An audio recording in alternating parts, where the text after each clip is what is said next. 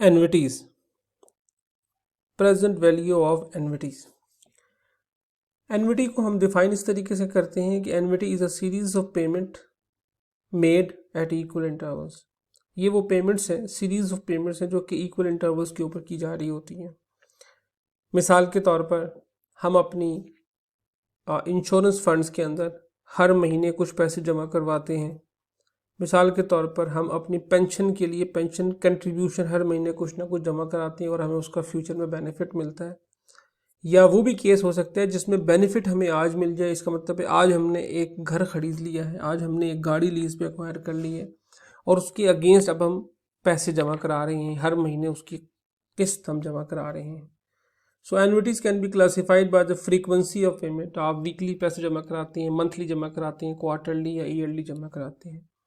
So that is a series of payment made at equal interval. This is the idea of annuity. एक ख़ास किस्म की annuity जो कि इंडो पाकिस्तान में पाई जाती है वो पेंशन एन्युटी होती है, जिसके अंदर जब आप सुपर एनुएशन का टाइम पीरियड क्रॉस कर लेते हैं विच इज़ 60 ईयर्स, तो 60 ईयर्स के बाद आपको टिल योर लाइफ आपको एक पेंशन की अमाउंट मिलती रहती है and that is known as life annuity. Annuities can be defined in two types, ordinary annuity and annuity due. Ordinary annuity जो है वो टाइम पीरियड के आखिर में पेमेंट्स का नाम है और एन्युटी ड्यू जो है वो टाइम पीरियड्स के शुरू में पेमेंट का नाम है। इसका मतलब ये हुआ कि अगर आपने एक गाड़ी लीज पर ली है तो आप पहले महीने की पेमेंट अगर तो महीने के आखिर में करेंगे पहली इंस्टॉलमेंट तो वो ऑर्डिनरी एन्युटी कहलाएगी, और अगर आप महीने के शुरू में करेंगे तो वो एन्युटी ड्यू कहलाएगी। अब यहाँ पे देखिए हमने दो किस्म के केसेस की बात की। सबसे पहले मैंने पेंशन फंड की बात की जिसमें मैं पैसे जमा करा रहा हूँ और मुझे बाद में उसका बेनिफिट मिलना है, ठीक है। दूसरा केस में मैंने वो बात की कि जब मैंने आज मकान एक्वायर कर लिया तो बेनिफिट मुझे आज मिल गया है, अब उसके अगेंस्ट मैं उसकी फ्यूचर में पेमेंट्स कर रहा हूँ, ठीक है। वो तमाम केसेस जिसके अंदर हमें बेनिफिट आज मिल जाए यानी कि प्रेजेंट में मिल जाए तो उसकी वैल्यू निकालने के लिए हम एन्युटीज़ की प्रेजेंट वैल्यू निकालते हैं, और वो तमाम केसेस जिसके अंदर हमें बेनिफिट फ्यूचर में जाके मिले उसको हम फ्यूचर वैल्यू ऑफ एन्युटी के नाम से जानते हैं। तो आज हम सबसे पहले एन्युटीज़ की प्रेजेंट वैल्यू निकालने की कोशिश करते हैं। मिसाल के तौर पर मैं अगर एक छोटी सी एग्जांपल ले लूँ कि एक ऐसी एन्युटी है जिसमें मुझे 3 साल में कुछ पेमेंट्स करनी है, पहले साल, दूसरे साल और तीसरे साल, और मैं मालूम करना चाह रहा हूँ कि ये जो फ्यूचर में मुझे पेमेंट करनी है इसकी आज प्रेजेंट वैल्यू कितनी है, ठीक है। मैं आज इसकी प्रेजेंट वैल्यू मालूम करने की कोशिश कर रहा हूँ। तो देखिए हुआ क्या, हुआ ये कि ये जो पहला 1000 जो मैं एक साल के बाद दूंगा इसकी आज वैल्यू कितनी है। अगर रेट ऑफ इंटरेस्ट 5% हो तो इसकी आज value 1000 into 1 plus 5% raise to power -1। इसकी जो आज प्रेजेंट वैल्यू है दैट इज 952.38। ये बेसिकली वही प्रेजेंट वैल्यू का फंक्शन है जिसमें p is equal to f divided by 1 plus i raise to power n होता है। इसको मैंने सिर्फ इसको ऊपर ले गया हूँ न्यूमरेटर में तो इसकी वैल्यू को माइनस माइनस कर दिया है, otherwise it's same thing, present value निकालने का फार्मूला। इसी तरीके से सेकंड इक्वेशन के केस में सेकंड ईयर में जो आपको पैसे मिलने हैं दैट इज अगेन जब मैंने उसको डिवाइड किया तो 1000 into 1 plus 5% raise to power -2, ये उसकी प्रेजेंट वैल्यू आ गई। इसी तरीके से थर्ड ईयर की भी वैल्यू ये आ गई मेरे पास 863। अब वो जो तमाम एक हज़ार रुपये जो कि मैं एक साल, दूसरे साल, तीसरे साल में पे कर रहा हूँ, आज उसकी वैल्यू 952, 907 और 863 के करीब आ गई। अगर मैं इन तीनों वैल्यूज़ को जमा कर लूँ यहाँ पर तो अब मेरे पास इसकी जो प्रेजेंट वैल्यू है वो आ गई 2723.25। देखिए इसका मतलब सिंपल क्या हुआ, इसका मतलब सिंपल ये हुआ कि आज अगर मैं बैंक से $2723 अमाउंट की कोई चीज़ ख़रीदूँ और बैंक मुझे 5% इंटरेस्ट चार्ज करे तो इस $2723 की चीज़ के अगेंस्ट मुझे अगले 3 सालों में $1000 की पेमेंट करनी पड़ेगी at the rate of 5%। These two values are equal. This is the idea of present value of annuity. अब मैं वही काम करने की कोशिश करता हूँ कि सबसे पहले मैं कोशिश करता हूँ मैं इसकी कोई फिगर निकालने की कोशिश करूँ, कोई मैथमेटिकल एक्सप्रेशन निकालने की कोशिश करूँ। जिस तरीके से आपने देखा कि प्रेजेंट वैल्यू ऑफ एनविटी किसके बराबर थी, वो बराबर थी r into one plus i raise to power minus i and r into one plus i raise to power -2 and -3। 3 terms थी तो ये 3 तक गई थी। तो अगर मैं इसको इक्वल टर्म्स की बात कर लूँ यानी कि n टर्म्स तक लेके चला जाऊँ तो ये वैल्यू कहाँ तक चली जाएगी, ये -n तक चली जाएगी। अगर इसके अंदर से मैं कॉमन टर्म निकाल लूँ which is r into one plus i raise to power -n, so this is the bracket के अंदर जो फिगर है ये पीछे बच जाएगी।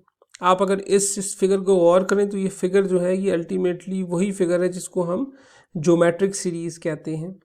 अगर ज्योमेट्रिक सीरीज़ का फंक्शन मैं अप्लाई करने की कोशिश करूं तो ज्योमेट्रिक सीरीज़ का फंक्शन अप्लाई करने के बाद ये प्रेजेंट वैल्यू ऑफ एनविटी है वो इस तरीके से इसका फंक्शन निकल आएगा। मैं आपको यहाँ पे ज्योमेट्रिक सीरीज़ का जो सम फंक्शन है वो मैं आपको दिखाता हूँ।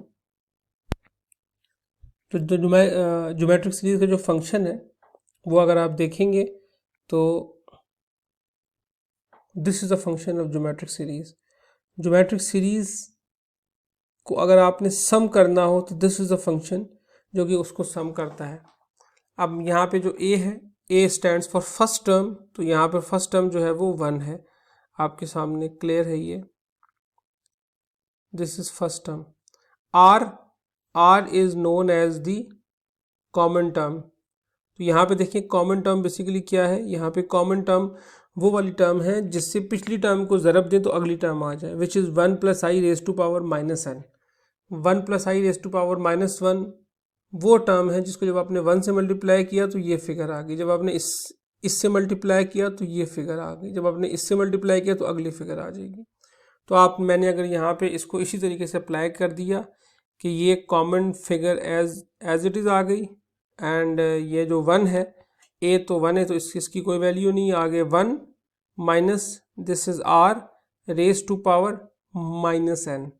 ठीक है, ये आपका बेसिकली कॉमन टर्म था और ये n ये वाला आ गया and this is the value. इसको मैंने अगर मैथमेटिकली आगे मज़ीद सॉल्व किया, नीचे की फिगर का मैंने एलसीएम ले लिया, तो ये मेरे पास प्रेजेंट वैल्यू ऑफ एनविटी की टर्म आ गई जो कि मुझे बता रही है कि present value of annuity is equal to r into 1 minus 1 plus i raise to power -n divided by i। This is the present value of एनविटी।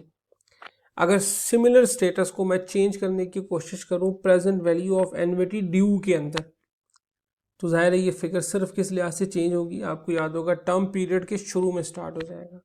तो अब ये 1 के बजाय ये फिगर यहाँ पर 0 पे आ गई। अब जो इसकी प्रेजेंट वैल्यू है, ज़ाहिर है इसकी प्रेजेंट वैल्यू बिल्कुल इसी के बराबर होगी, इसमें कोई प्रेजेंट वैल्यू का फैक्टर शामिल नहीं होगा, इसलिए कि 0 टाइम पे 0 की पेमेंट आ गई, इसमें 1 इसमें 2।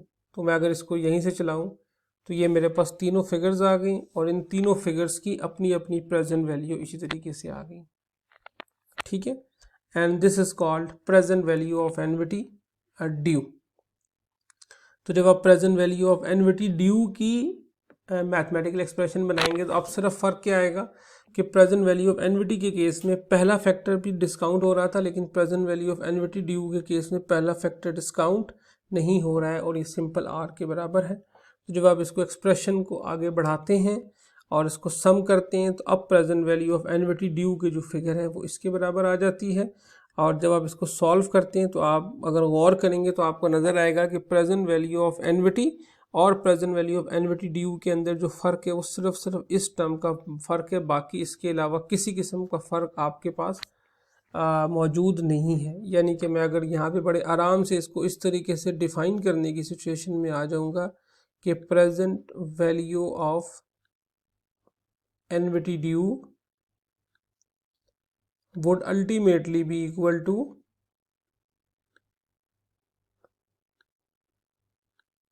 present value of एनविटी, यानी कि ये प्रेजेंट वैल्यू ऑफ एनविटी के ही बराबर है, लेकिन सिर्फ जो थोड़ा सा फ़र्क इसमें बचेगा वो सिर्फ ये बचेगा कि ये 1 प्लस आई से मल्टीप्लाई हो रहा है, इसके अलावा इसके अंदर कोई डिफरेंस मौजूद नहीं है। या आप अगर देखें तो इसको छोड़ के बाकी तमाम वैल्यूज़ बराबर है। सो this is the idea of present value of एनविटी। आज की जो जो आपकी फाइनेंशियल इनोवेशन है उसके साथ साथ हुआ ये कि एन्युटी की बहुत सी टाइप्स हमारे सामने मौजूद हो गई हैं। तो अब हमारे पास कुछ फिक्स किस्म की एन्युटीज़ भी होती हैं जिनमें आप फिक्स तौर पर पैसे पे करते हैं कि हर महीने 2-2 हज़ार रुपये पे कर रहे हैं। वो ना इंडेक्स भी हो सकती हैं कि वो 2 हज़ार रुपये किसी ख़ास चीज़ के ऊपर डिपेंड कर रही हैं। अगर वो चीज़ चेंज हो गई, मिसाल के तौर पर इंडेक्स इस लिहाज से हो जाता है कि जी आपको कहा जाए कि आपकी जितनी सैलरी होगी उसका इतना % आपको पेंशन फंड में डालना है, तो अब वो चेंज होता रहेगा। इसी तरीके से वेरिएबल के केस में आपके पास ये ऑप्शन है कि आप उसको थोड़ा बहुत ऊपर नीचे कर सकते हैं, चेंज कर सकते हैं। तो ये मुख्तलिफ़ किस्म की एन्युटीज़ के कॉन्सेप्ट हमारे सामने मौजूद रहते हैं। Thank you ji.